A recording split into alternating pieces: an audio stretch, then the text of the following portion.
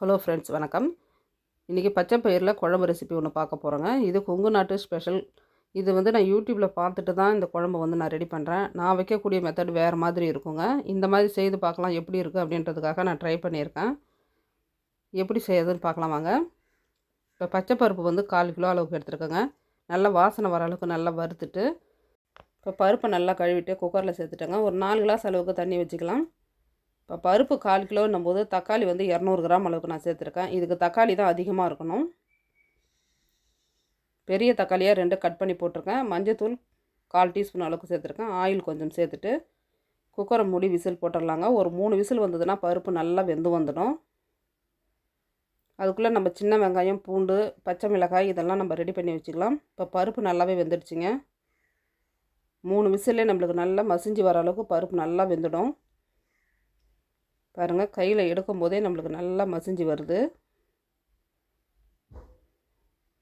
இப்போ இது லைட்டாக அப்படியே மசிச்சு விட்டுக்கலாம். ரொம்பவும் நைஸாக கடையணும் அப்படின்றதில்ல, ஒன்றும் பதிமாக இருந்தாலே போதுங்க. நம்ம தாளித்து விட்டுட்டு திரும்பவும் மண் சட்டியில் சேர்த்து கடைஞ்சி தான் விட போகிறோம். இப்போ ஸ்டவ்வில் கடாயை வச்சுருக்கேங்க. கடலை எண்ணெய் 100 கிராம் அளவுக்கு சேர்த்துருக்கேன். கடுகு, உளுந்து சேர்த்துக்கலாம். கடுகு, உளுந்து நல்லா பொரியட்டங்க. நம்ம அதுக்குள்ளே ஜீரகம் 1 ஸ்பூனு, கொத்தமல்லி 2 ஸ்பூன் எடுத்துருக்கேன்.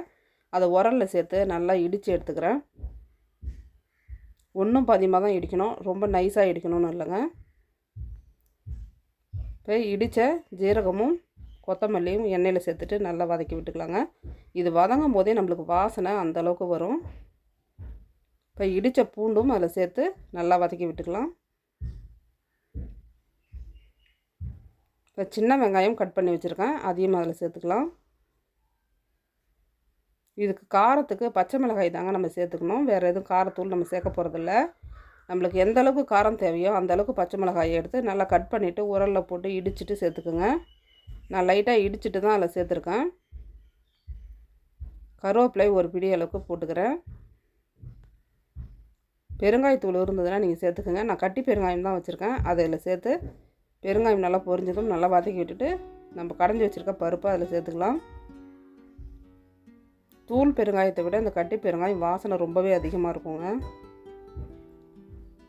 இப்போ பச்சை பருப்பை அதில் நம்ம சேர்த்துட்டோம். தண்ணி நம்மளுக்கு எந்த அளவுக்கு தேவையோ அந்தளவுக்கு நீங்கள் ஊற்றிக்குங்க. ஒரு 2 கிளாஸாவது தண்ணி நம்ம சேர்த்துக்கணும். ஏன்னா குழம்பு கொதிக்கணும், ஒரு 10 நிமிஷம் ஆகுது. அதனால் தண்ணி கொஞ்சம் சேர்த்து கொதிக்க விடுங்க. நல்லா கலந்து விட்டுட்டு உப்பு நம்மளுக்கு எந்த அளவுக்கு தேவையோ உப்பு சேர்த்துக்கலாம்.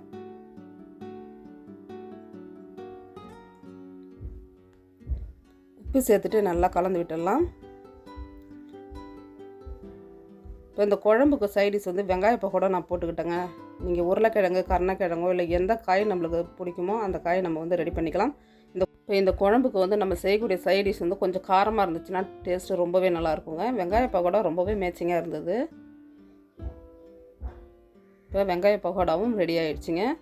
இப்போ குழம்பு ஒரு 10 நிமிஷம் நல்லா கொதிச்சு எடுத்துங்க. மண் சட்டியில் சேர்த்துட்டு லைட்டாக கடைஞ்சி எடுத்துக்கிறேன். இது ரொம்ப நம்ம மைய கடையணும் அப்படின்றது இல்லைங்க, லைட்டாக கடைஞ்சதுன்னா போதும்.